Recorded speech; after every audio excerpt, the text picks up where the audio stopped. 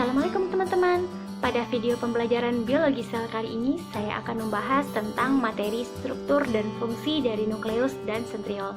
Bagi teman-teman yang penasaran, simak video ini sampai selesai.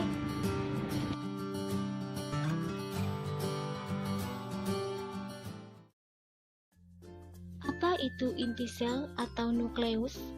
Ketika kita mendengar kata inti sel, tentu kita sudah tidak asing lagi mendengar nama Robert Brown. Siapakah beliau? Robert Brown merupakan seorang peneliti yang menemukan inti sel di dalam penelitiannya pada tahun 1931. Robert Brown mengatakan bahwa inti sel atau nukleus merupakan bahan yang terpenting di dalam suatu sel. Nukleus umumnya terdapat pada sel eukariotik dan merupakan tempat mayoritas material genetik sel. Inti sel mengandung sebagian besar materi genetik seperti DNA, kromosom, dan berbagai jenis protein lainnya. Apa saja ciri-ciri umum dari nukleus? Yang pertama, posisi nukleus di dalam sel dipengaruhi oleh aktivitas sel. Kemudian nukleus tidak dapat bergerak bebas. Nukleus bisa terdapat dalam jumlah tunggal pada sel, namun ada pula sel yang memiliki lebih dari satu nukleus. Bentuk nukleus biasanya ekivalen dengan bentuk sel.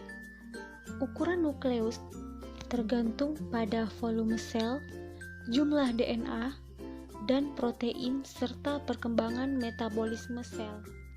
Apa saja fungsi dari nukleus? Yang pertama, menyimpan gen pada kromosom, mengatur gen dalam kromosom dalam proses pembelahan sel, mentransfer faktor regulasi dan produk gen melewati pori inti, menghasilkan pesan mRNA yang mengkode protein, kemudian mengatur replikasi DNA. Nukleus terdiri dari membran inti, kompleks pori inti, lamina inti, nukleolus, nukleoplasma, dan kromatin. Yang pertama ada membran inti. Membran inti terdiri dari membran dalam dan membran luar. Di antaranya terdapat ruang perinukleus, di mana membran luar berkesinambungan dengan retikulum endoplasma. Apa saja fungsi dari membran inti? Yang pertama, memisahkan materi genetik dari sitoplasma dan mengatur masuk dan keluarnya molekul besar dan kompleks. Yang kedua, ada kompleks pori inti. Variasi jumlah pori nukleus sesuai dengan tipe dan keadaan fisiologi sel. Kerapatan pori juga berkaitan dengan aktivitas pengangkutan RNA dari nukleus. Kerapatan pori yang rendah pada nukleus jika sel sedang dalam fase daur sel yang relatif tidak aktif dan rendah tingkat metabolismenya.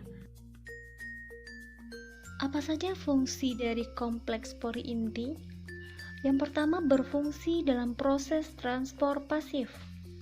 Kemudian berfungsi dalam transport aktif molekul besar ke dalam inti dan berperan dalam pengiriman molekul keluar inti. Komponen selanjutnya adalah lamina inti. Lamina inti terdiri dari jaringan yang mengatur dari filamen berdiameter 10 nanometer yang melekat pada bagian dalam membran. Lamina inti ini berfungsi sebagai tempat pelekatan kromatin, memperkuat selaput inti, dan melarutkannya selama proses mitosis dan meiosis. Permukaan dalam membran juga sering dilapisi dengan anyaman berupa filamen-filamen dan struktur serabut. Anyaman ini terdiri dari filamen intermedia yang tersusun dari 3 protein, di mana ada protein lamina A, lamina B, dan lamina C. Filamen inilah yang kemudian disebut dengan lamina nukleus. Komponen selanjutnya adalah nukleolus. Nukleolus berbentuk agak bulat, dinyatakan sebagai organel tanpa membran. Ukurannya bervariasi dan dapat berubah-ubah seiring perubahan fisiologi sel. Pada sel yang tidak aktif, ukuran nukleolus sangat kecil dibandingkan dengan sel yang sedang aktif dalam sintesis protein.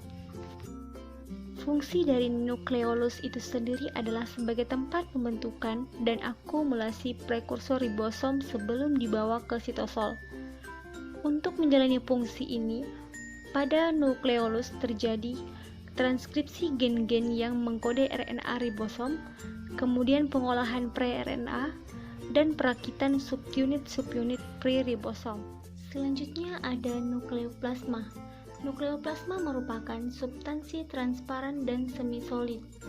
Di dalamnya terdapat kromatin dan nukleolus. Komposisinya tersusun atas asam nukleat, yaitu DNA dan RNA, yang merupakan materi genetik, protein, dan garam-garam mineral. Selanjutnya ada kromatin.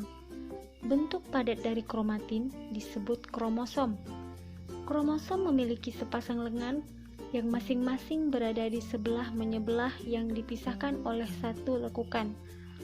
Pada stadium metafase, kromosom mengalami replikasi sehingga setiap kromosom tersusun dari 2 kromatida. Saat proses interfase, bentuk kromosom tersebut akan menghilang. Benarkah demikian? Ternyata tidak. Kromosom pada saat interfase berubah menjadi filamen-filamen halus. Filamen inilah yang disebut dengan kromatin. Kromatin terdiri dari DNA, RNA, dan protein.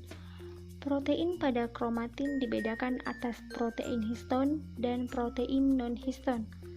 Protein histon merupakan protein yang sangat basa, sedangkan protein non-histon merupakan protein yang bersifat asam. Selanjutnya kita masuk ke sentriol. Sentriol pertama kali ditemukan oleh Theodore Boveri pada tahun 1888. Beliau merupakan seorang ilmuwan biologi yang berasal dari Jerman. Apa itu sentriol? Sentriol merupakan salah satu bagian organel sebuah sel yang terdiri dari 2 komponen mikrotuba, dan di setiap komponennya memiliki 9 mikrotuba. Sentriol memiliki 3 bentuk seperti tabung atau silinder yang terbentuk dari sebuah tubulin dan sebagian besar dari sel sentriol yang berada di dalam sel eukariotik. Apa saja fungsi dari sentriol? Yang pertama, berfungsi sebagai pembentukan berbagai bangunan selular yang terdiri dari mikrotubula, dan juga sel gelondong mitosis pada pembelahan sel cilium, flagellum, dan juga pada beberapa juluran sel khusus. Contohnya seperti filamen aksial spermatozoa. Kemudian berfungsi sebagai badan basal yang menjadi tempat pembentukan silia. Lalu berfungsi sebagai badan basal atau kinetosom pada organel sel di dalam pergerakan. Struktur dari sentriol. Di dalam organel terdapat satu sel yang mempunyai satu pasang sentriol yang terletak tegak lurus secara berdampingan. Organel sentriol ini memiliki bentuk seperti tabung dan mempunyai satu rangka mikrotubula yang tersusun secara radial. Mikrotubula terdiri dari 3 rangka yang jumlah triplet di setiap sentriol memiliki 9 rangka. Di dalam rangka 9 triplet ini ditutupi oleh matriks kental, rangka, dan juga matriks yang terletak pada salah satu ujung sentriol yang memiliki bentuk seperti gerobak. Mikrotubula dikelompokkan menjadi 3 mikrotubula yang tersusun secara paralel. Baiklah teman-teman, itulah tadi video pembelajaran biologi sel dari saya mengenai nukleus dan sentriol. Jika ada kesalahan dalam penjelasan, saya mohon kritikan dan saran. Kemudian semoga ilmu ini bermanfaat untuk teman-teman sekalian. Akhir kata, wassalamualaikum warahmatullahi wabarakatuh.